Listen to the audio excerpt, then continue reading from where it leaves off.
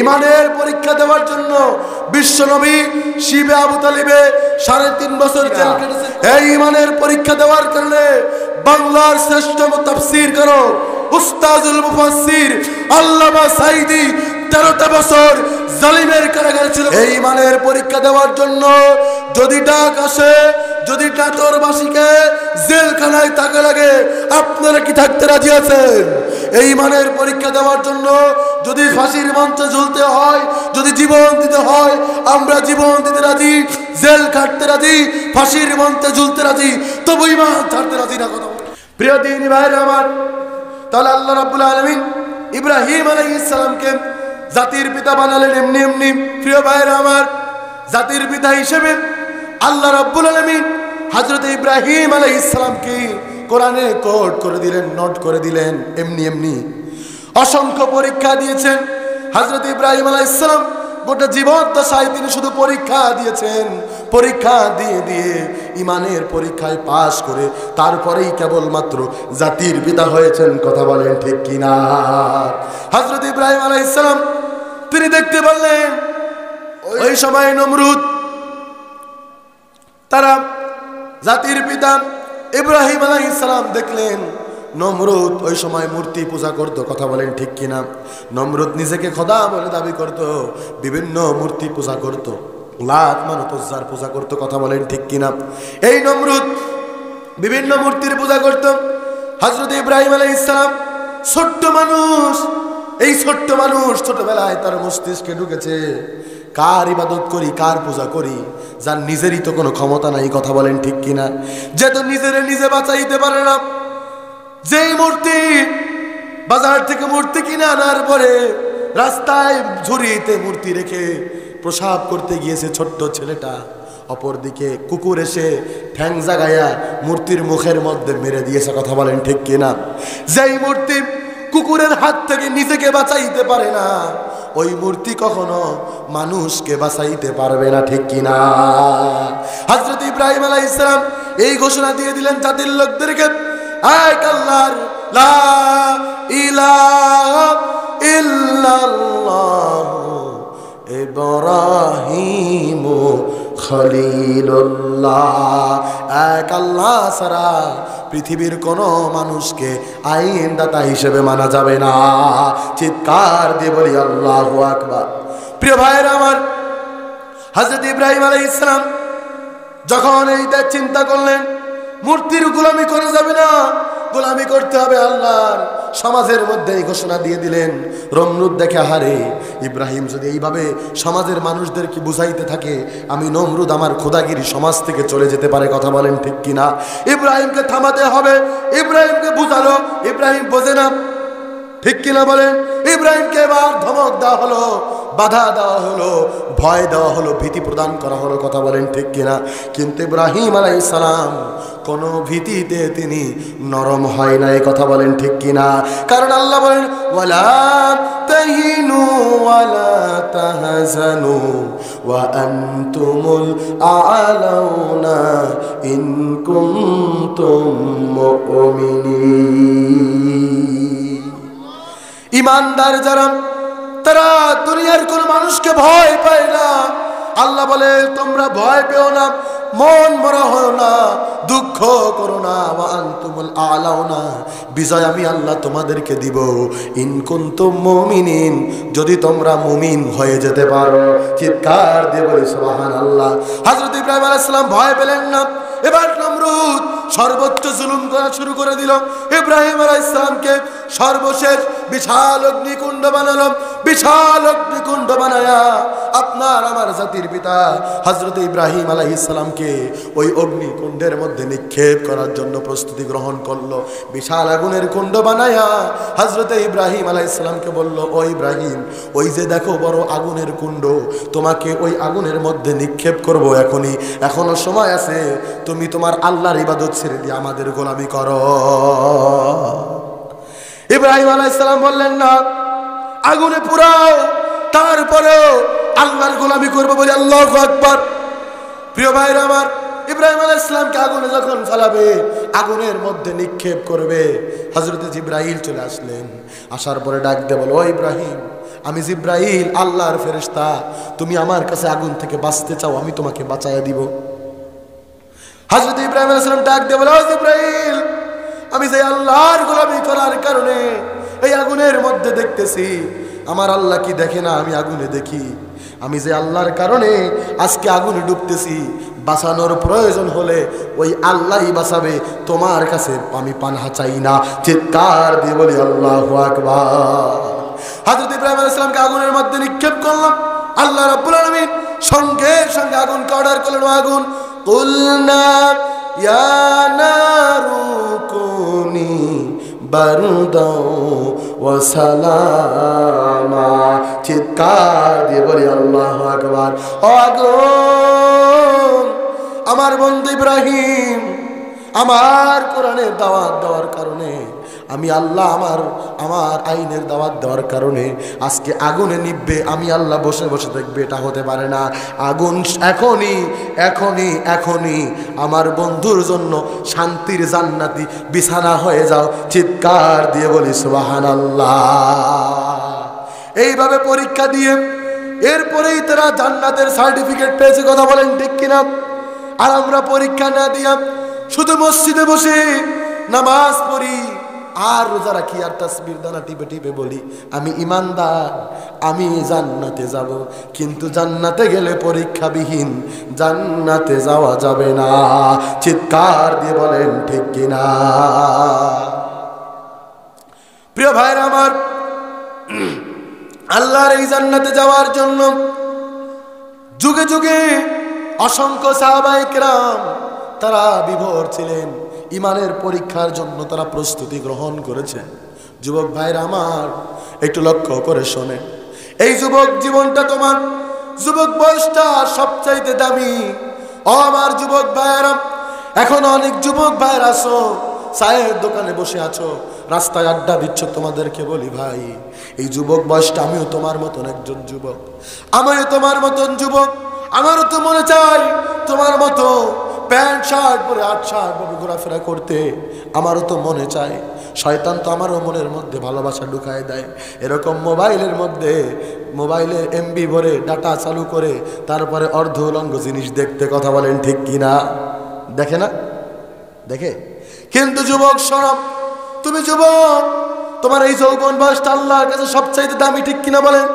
কারণ আল্লাহর নবী বলেন, কিয়ামতের দিন, বিভীষিকাময় দিনে যখন মানুষ বিপদে পড়ে যাবে, মাথার 1 বিঘা উপরে সূর্য থাকবে, কিয়ামতের ওই কঠিন ময়দানে যখন সূর্যের প্রচন্ড তাপে মানুষের নাক বেয়ে, চোখ বেয়ে, কান বেয়ে মাথার ঘিলুগুলো টকবক করে ফুটতে ফুটতে কান বেয়ে, নাক বেয়ে পড়তে থাকবে।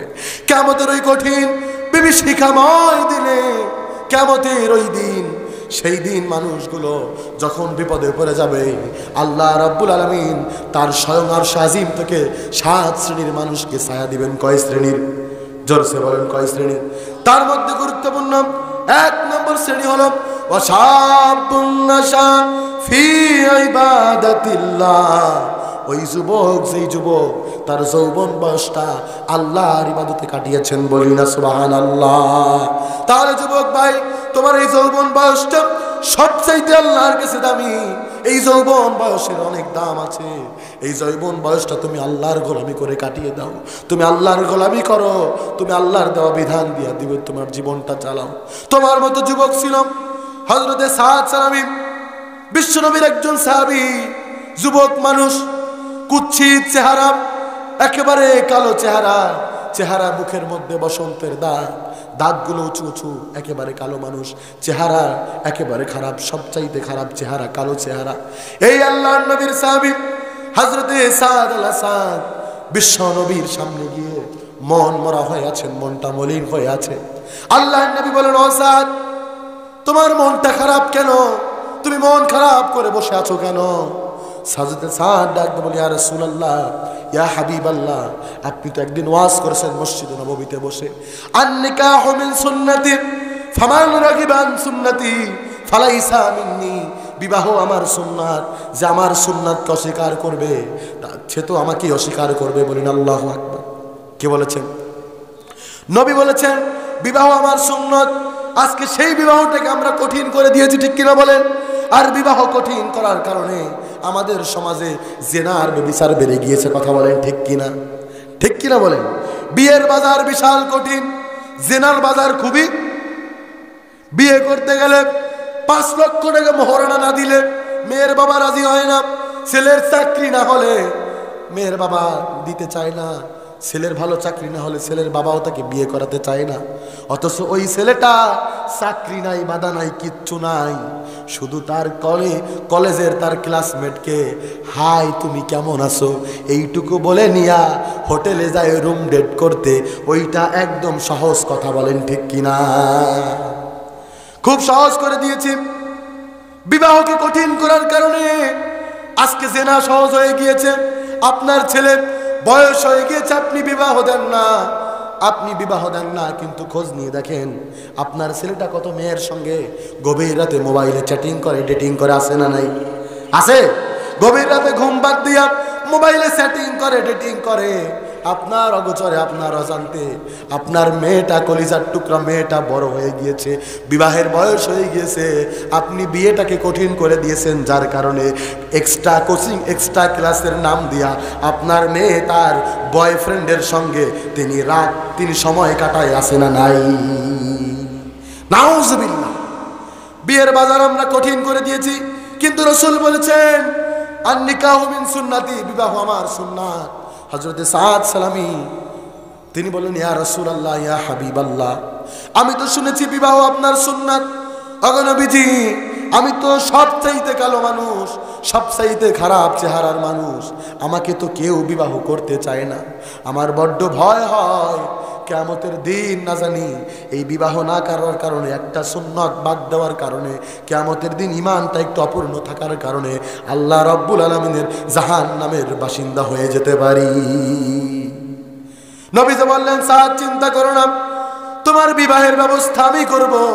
নবীজি আমার নিজে হয়ে গেলেন ঘটক। চিৎকার দিয়ে বলি সুবহানাল্লাহ। প্রিয় ভাইরা আমার, নবীজি বললেন যাও ও আমার সাদ, চলে যাও অমুক সাহাবীর বাড়িতে, আর একটু সুন্দরী রমণী কন্যা আছে, চলে যাও, আমার চিঠি নিয়ে যাও, আমার সালাম তাকে দিবে। হযরতে সাদ চলে গেলেন সাহাবীর বাড়িতে, সালাম দিলেন। রাসূলুল্লাহর প্রস্তাব তিনি পেশ করলেন যে বিশ্ব নবী আপনার সুন্দরী মেয়ের সঙ্গে আমার বিবাহের জন্য তিনি অনুমতি দিয়েছেন, আপনার অনুমতি পেলে বিবাহ হবে। সাহাবী রাগ করে ফেললেন, ও সাদ, তোমার কি মাথা ঠিক আছে নাকি? তুমি তো সবচাইতে খারাপ চেহারার মানুষ, তুমি তো গোলাম কৃতদাস, কোনো টাকা পয়সা নাই। এই মদিনার মক্কার সবচাইতে সম্ভ্রান্ত পরিবারের আমি, টাকা পয়সা ধন দৌলত কোনটার অভাব আছে?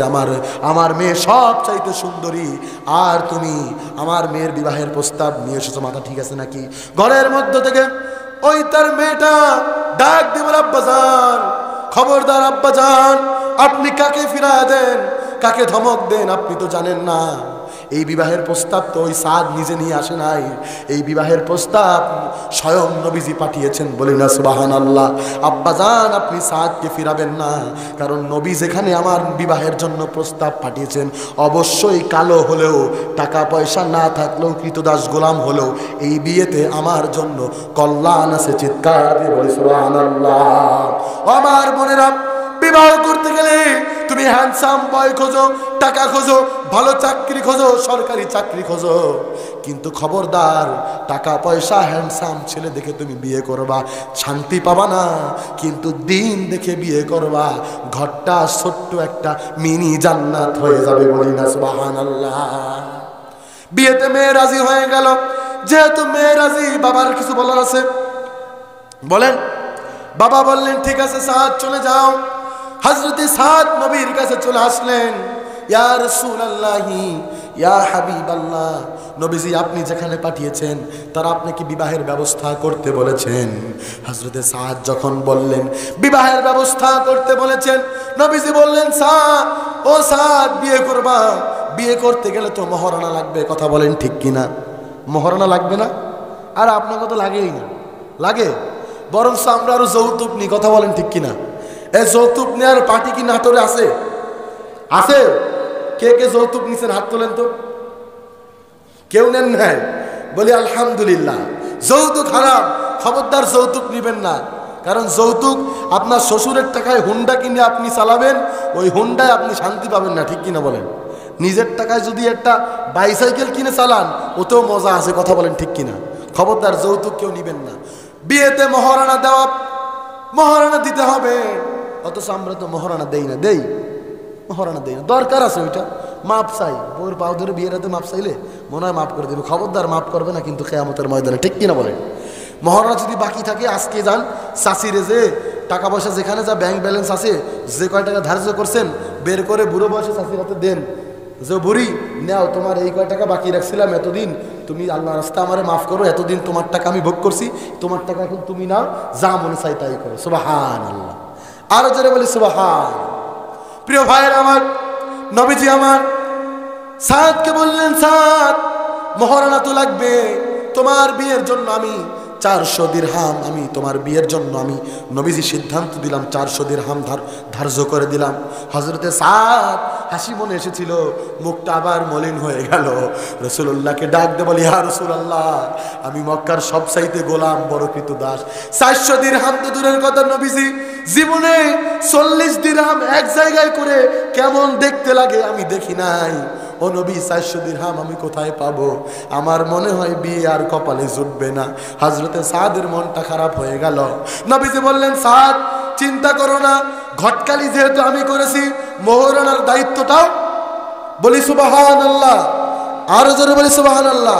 প্রিয় ভাইয়ের আমার, নবীজি পাঠিয়ে দিলেন, সাদ আমার অমুক 2 সাহাবীর কাছে চলে যাও, যে আমি নবীর সালাম দাও, মোহরানার ব্যবস্থা হয়ে যাবে, বলি সুবহানাল্লাহ। হযরতে সাদ চলে গেলেন সাহাবীর কাছে, সাহাবীর বাড়িতে গেলেন, যে সালাম দিলেন, সাহাবী, রাসূল আমাকে পাঠিয়েছেন, আমার বিয়ের জন্য 400 দিরহাম ধার্য করা হয়েছে, আমি তো গোলাম মানুষ, আমার তো একটা টাকাও নাই। সাহাবী বা ঘর থেকে 200 দিরহাম বের করে একটা পোটলার মধ্যে দিয়া হযরতে সাদকে দিলেন, সাদ এই নাও আমার পক্ষ থেকে 200 দিরহাম, আমি তোমার মোহরানা বাবদ তোমাকে হাদিয়া দিলাম, বলি সুবহানাল্লাহ, আর জোরে বলি সুবহানাল্লাহ। বিবাহ করার জন্য যারা সম্পদশালী আছেন, যারা সম্পদ নাই, তাদেরকে বিয়ে দেওয়ার জন্য সহযোগিতা করবেন, সওয়াব দিয়ে পরিপূর্ণ করে দিবেন কে? আমাদের দেশে পয়নামা বলে প্রায়, ঠিক আছে? এখন তো পয়নামায় যে আইটেম, যে বিশাল লিস্ট, গুনতে গুনতেও মাথা নষ্ট, ঠিক কিনা বলেন? আশকারা, মাসকারা, আইলানা, গেলানা, এটা না ওটা আছে না নাই? তো পয়নামা পে করবা, তোমার বউয়ের জন্য কি মার্কেটিং করবা না? এই 200 দিরহাম দিলাম, আরেকটা পোটলার মধ্যে আরো কিছু দিরহাম অথবা দিনার দিলেন, যাও এই টাকা দিয়ে বউয়ের জন্য কিছু মার্কেট খরিদ করে বিবাহ করতে যাবে। হযরতে সাদ চলে গেলেন বিশ্ব নবীর জামাত হযরত ওসমানের কাছে। হযরত ওসমানের কাছে বলেন, ও আল্লাহর নবীর সাহাবী, আমি রাসূল আমাকে বিবাহের ব্যবস্থা করে দিয়েছেন, দিরহাম 200 দিরহামের ব্যবস্থা হয়েছে, বাকি আছে 200 দিরহাম, আপনার কাছে নবীজি পাঠিয়েছেন। হযরত ওসমান 200 দিরহাম বের করে সাদের হাতে দিলেন, নাও ভাই, তোমার বিবাহের জন্য মোহরানার বাকি 200 দিরহাম আমার পক্ষ থেকে আমি হাদিয়া দিয়েছি, বলি না সুবহানাল্লাহ। হযরতে সাদ 200 দিরহাম পেলেন। হযরত ওসমান আরেকটা পটলায় আরো কিছু দিরহাম দিলেন, নাও এই 200 দিরহাম তুমি মোহরানার কাজে ব্যবহার করবে, আর এই দিরহাম অথবা দিনারগুলো দিয়া তোমার বউয়ের জন্য, তোমার নিজের জন্য কিছু ভালো কেনাকাটা করবে, ভালো মার্কেটিং করে তুমি বিবাহ করবে, বলি না সুবহানাল্লাহ। বিয়ের ব্যবস্থা সাহাবীরা করে দিয়েছেন। সুতরাং ও দুনিয়ার ভাইরা, নাটোর জেলার প্রভাবশালী যে সমস্ত ভাইরা আছেন, আপনার এলাকার, আপনার নিকটাত্মীয়দের ভিতরে যারা অসচ্ছল আছেন, যুবক মানুষ, তাদের বিবাহের জন্য আপনিও সহযোগিতা করেন, সওয়াব দিবেন কে? প্রিয় ভাইরা আমার, হযরতে সাদ এবার 400 দিরহাম আর কিছু মার্কেটিং করার জন্য কিছু টাকা নিয়ে চলে গেলেন মদিনার সবচাইতে ভালো বাজারে। তিনি চলে গেলেন বাজারে, গিয়ে বউয়ের জন্য সুন্দর শাড়ি চয়েস করলেন, সুন্দর গহনা, সুন্দর অর্নামেন্ট তিনি চয়েস করলেন, নিজের জন্য পাঞ্জাবি চয়েস করলেন। এইগুলো যখন তিনি কিনবেন, যখন কেনাকাটা করে, আজকে তার বাসর রাত, মনের মধ্যে রঙিন স্বপ্ন, মদিনার সবচাইতে সুন্দরী মেয়ের সঙ্গে আজকে তার বাসর রাত নিয়ে সবার মনে অনেক আশা আকাঙ্ক্ষা আছে না নাই? হযরতে সাদ মনের মধ্যে রঙিন স্বপ্ন, তার মতো একজন কালো কুৎসিত চেহারার সাহাবী, আজকে তার বাসর রাত, তিনি বিবাহের জন্য কেনাকাটা করতে গেলেন। কেনাকাটা করে দোকানে রাখলেন, হঠাৎ করে ঘোষণা আসলো, ইয়া আইয়ুহাল ইখওয়ান, আল জিহাদ ফি সাবিলিল্লাহ। মদিনার বাজারে ঘোষণা চলে আসলো, মদিনার ভাইরা, আল জিহাদ ফি সাবিলিল্লাহ, রাসূল যুদ্ধের জন্য তোমাদেরকে প্রস্তুতি গ্রহণ করতে বলেছে। হযরতে সাদ আজকে যার বাসর রাত, কুৎসিত চেহারার মানুষ, মদিনার সবচাইতে সুন্দরী রমণীর সঙ্গে আজকে তার বিবাহ হবে, আজকে তার বাসর রাত। ইমানের পরীক্ষা কাকে বলে? আমি সূরা আনকাবুতের মধ্যে ছিলাম, মনে আছে আপনাদের? ইমানের পরীক্ষা দিয়ে আল্লাহর জান্নাতে যাবেন। হযরতে সাদ বাসর রাতের কথা ভুলে গেলেন, সুন্দরী রমণীর কথা ভুলে গেলেন, সব কিছু ভুলে গিয়া হযরতে সাদ ওই কাপড়গুলো দোকানে ফিরাইয়া দিলেন আর বললেন, ভাই কাপড়গুলো আজকে আমার লাগবে না। ওই মোহরানার টাকা দিয়ে হযরতে সাদ একটি ঘোড়া কিনলেন। হযরতে সাদ আর ওই অর্নামেন্ট আর পয়নামার টাকা দিয়ে তিনি ঢাল আর তরবারি কিনলেন। ঢাল আর তরবারি নিয়ে হযরতে সাদ জিহাদের ময়দানে চলে গেলেন। মুখে একটি কাপড় বাঁধলেন, কারণ সাদ জানে আজকে তার বাসর রাত। যদি রাসূলুল্লাহর সামনে হযরতে সাদ পড়ে যায়, হয়তো রাসূল রাগ করতে পারে সাদের উপরে। এই জন্য তিনি তাকে পরিচয়টা না দেওয়ার জন্য মুখটা বেঁধে তিনি চলে গেলেন কোথায়? জোরে বলি কোথায়? ইমানের পথে অবিচল থেকে আমার মরণ যেন তোমারই কাছে মিনতি আমার, তোমারই কাছে মিনতি আমার, মহিম দয়াময়। ইমানের পথে অবিচল থেকে আমার মরণ যেন হয়। বলি আমি।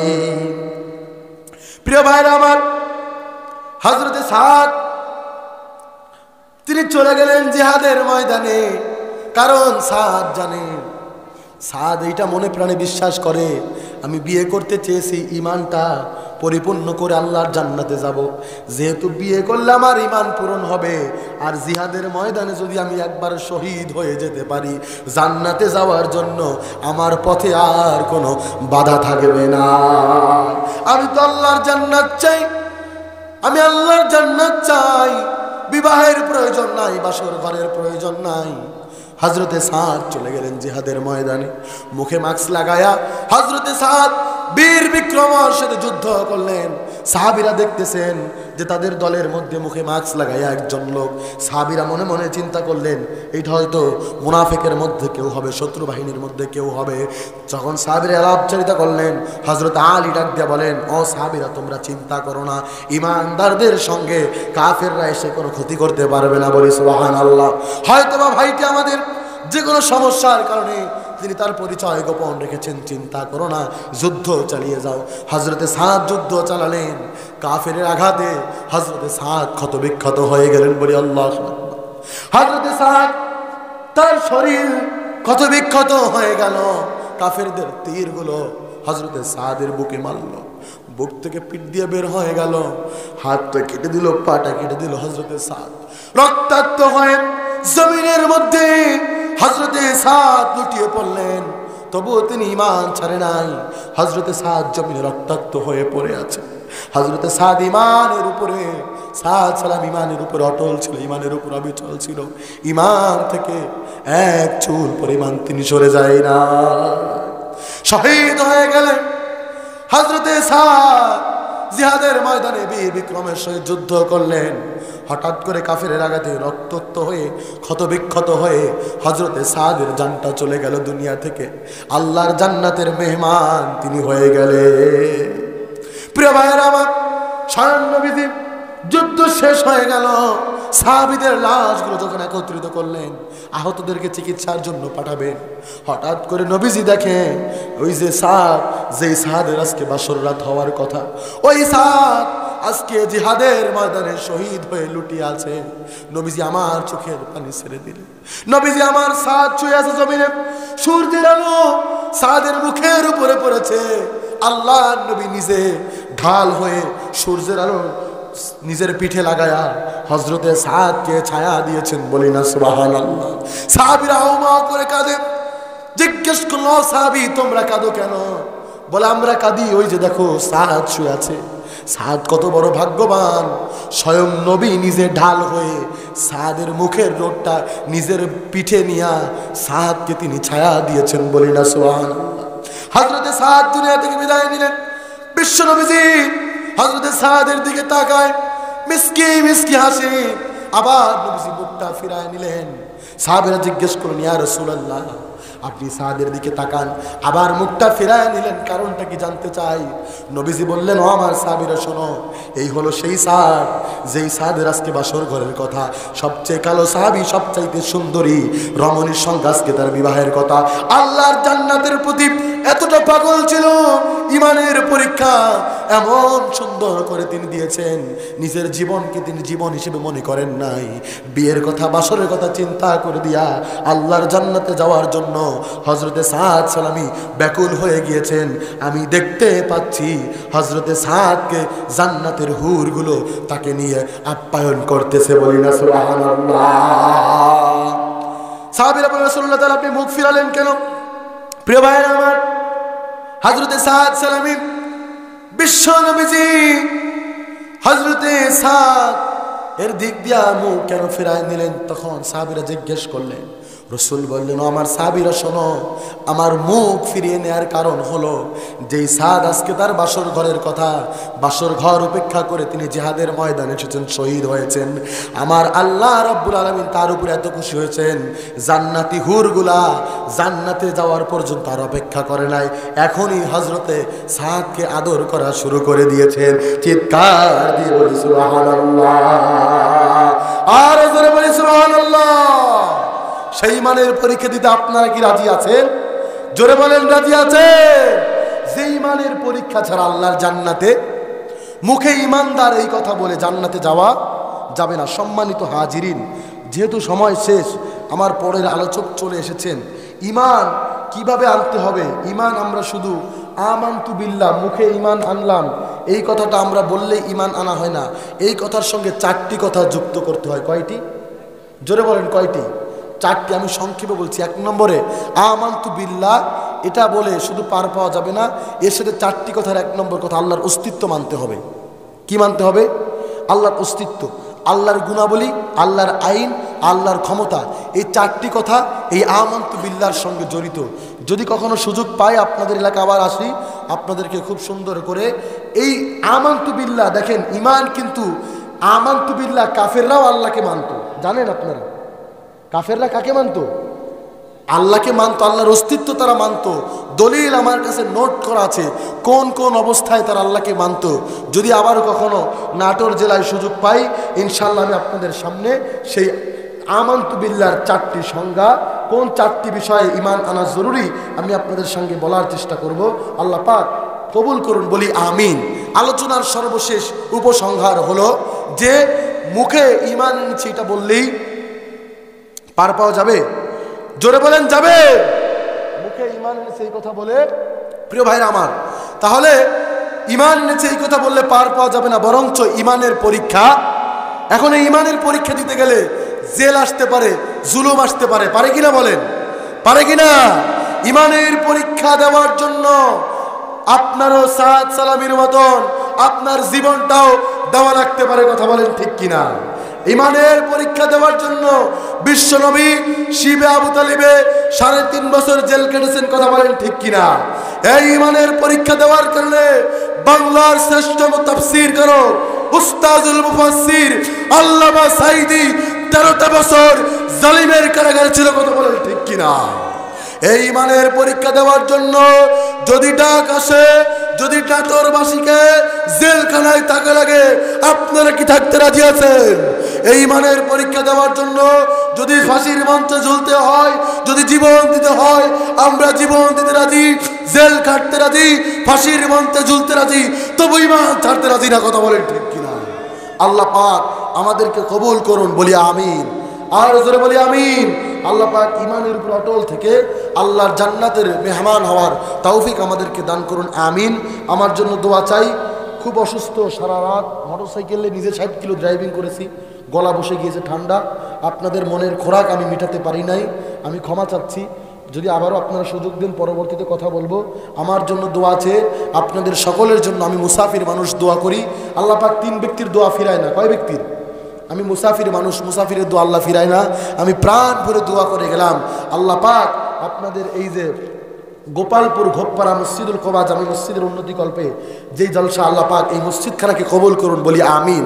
এই মাহফিল যারা আয়োজন করেছে, বিশেষ করে আমার মিন্টু ভাই, হাফেজ আব্দুল হান্নান ভাই সহ সম্মানিত ইমাম সাহেব, তারপরে সাবেক ইমাম তাজুল ইসলাম ভাই চমৎকার কণ্ঠে আলোচনা করতেছিলেন, আমি বসে বসে শুনতেছিলাম। বলি মার হাবা।